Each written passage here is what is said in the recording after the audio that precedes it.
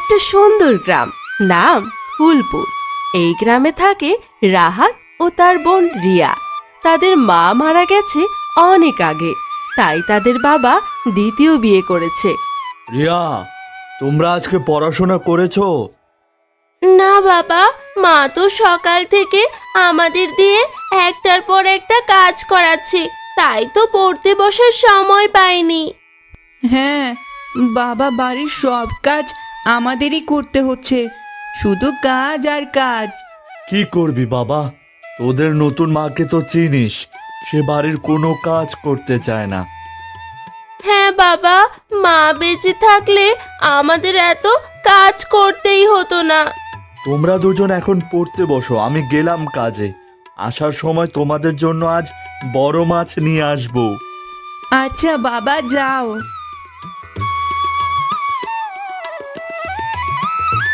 তাদের বাবা কাজে যাওয়ার পর তাদের সৎ মা চলে আসে। তোরা দুজনে এখানে দাঁড়িয়ে দাঁড়িয়ে করছিসটা কি? সারাদিন শুধু আলসামি, কাজ কামের তো কোনো কিছুই করিস না তোরা। কেন মা, আমরা তো অনেক কাজ করেছি আজকে, একটু বিশ্রাম নি মা। হ্যাঁ মা, আমরা এখন অনেক ক্লান্ত। আসছে আমার বাড়ির রানী, আর রাজা বিশ্রাম নেবে? বিশ্রাম? ঠিক মতো কাজ কর, না হলে আজ কপালে ভাত জুটবে না তোদের। রিয়া, তুই যা বাড়ির উঠোনটা পুরো পরিষ্কার কর, আর রাহাত তুই কুয়ো থেকে পানি উঠিয়ে নিয়ে আয়। আচ্ছা মা, এক্ষুনি যাচ্ছি।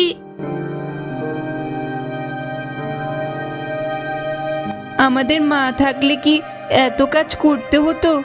সৎ মা তো আমাদের একটুও ভালোবাসে না। মন খারাপ করিস না ভাই, আমাদের কপালটাই খারাপ, কিন্তু বাবা আমাদের দুজনকেই অনেক ভালোবাসে। হ্যাঁ, বাবা আমাদের জন্য অনেক কষ্ট করে, আর সৎ মা তো আমাদেরকে দু চোখে দেখতে পারে না। এই রিয়া, কিভাবে ঘর ঝাড়ু দিচ্ছিস? তুই ভালো করে ঘর ঝাড়ু দে। একটুও বালু যদি দেখি কোথাও, তাহলে তোর একদিন কি আমার একদিন। কেন মা, আমি তো ভালো করেই ঘর ঝাড়ু দিচ্ছি, কোথাও তো কোনো বালু নেই। আমার মুখের উপর কথা? এত সাহস তোর? আমি যেটা বলবো সেটাই করবি, কোনো কথা বলবি না। আচ্ছা মা, আরো ভালো করে ঝাড়ু দিচ্ছি।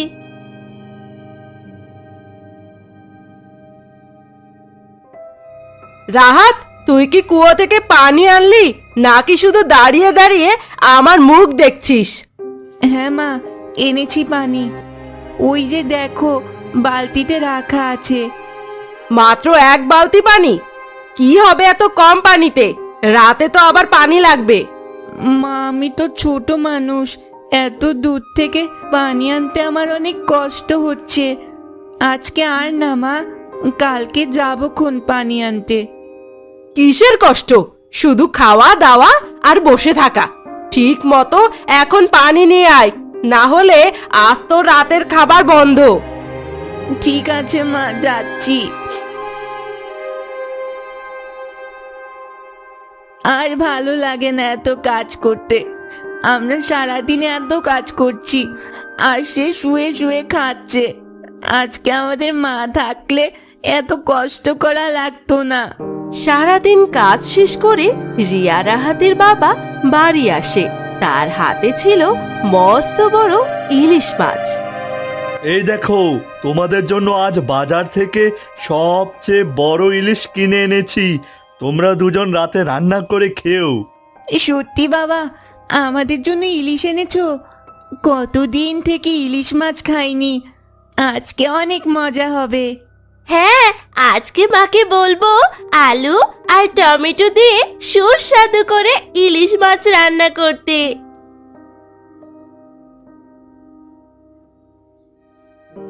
ওগো, তুমি আজকে ইলিশ মাছ এনেছো? দাও আমাকে, আমি ফ্রিজে রেখে দিচ্ছি। কদিন পর আমার বোন আসবে, তখন রান্না করব। না মা, বাবা এই মাছ আমাদের জন্য এনেছে, আমরা খাবো ইলিশ মাছ। আমাদের মাছ তোমার বোনকে কেন খাওয়াবে তুমি? এত বড় কথা তুই আমার মুখের উপর বললি? আজকে তোদের ইলিশ মাছ তো দূরের কথা, ভাতই মুখে জুটবে না। এভাবে বলিও না বাচ্চাদের, তারা মন খারাপ করবে। আর তোমরা শোনো, তোমাদের জন্য কাল আবার অন্য মাছ নিয়ে আসবো। থাকো তুমি এদের নিয়ে, আমি গেলাম। সকাল থেকে একটুও ঘুম হয়নি আজ।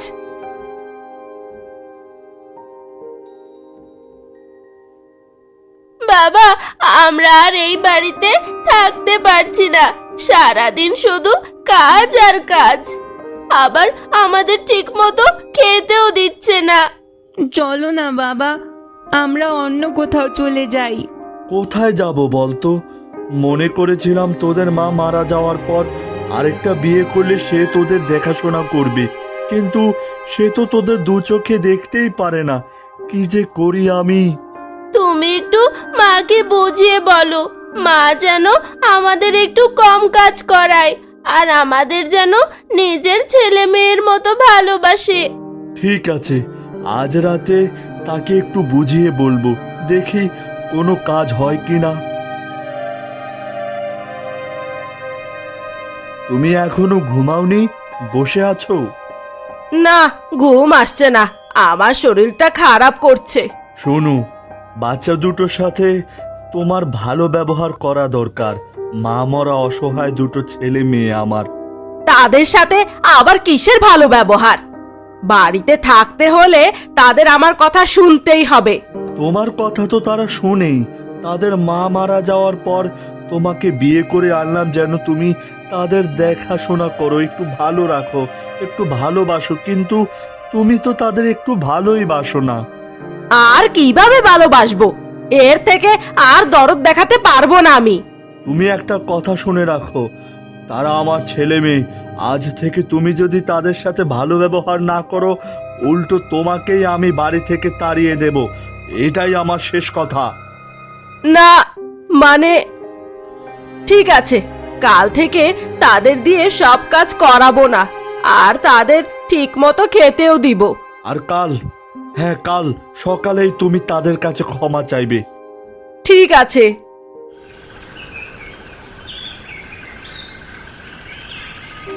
পরের দিন সকালে সৎমা যায় রাহাত ও রিয়ার কাছে। তোরা আমাকে ক্ষমা করে দিস, তোদের সাথে আর খারাপ ব্যবহার করব না। কেন মা, কি হয়েছে? কিছু হয়নি, আমি আমার ভুল বুঝতে পেরেছি। এখন থেকে তোদের আমি নিজের ছেলে মেয়ের মতো ভালোবাসবো। তাহলে তো ভালোই হবে, আমরাও তোমাকে নিজের মায়ের মতো ভালোবাসবো। চল, আজ তোদের বড় ইলিশ মাছটা তোদের পছন্দ মতো রান্না করে খাওয়াবো। ইয়ে, তাহলে তো অনেক মজা হবে।